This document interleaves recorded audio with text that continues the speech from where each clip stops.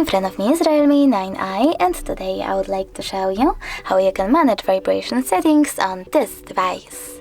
First of all, go into settings.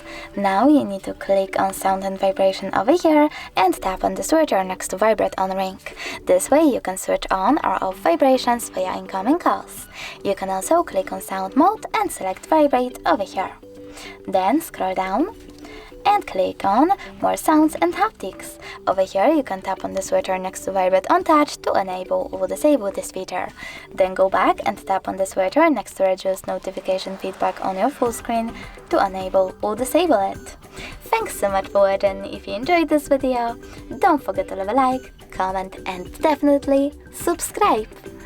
Bye!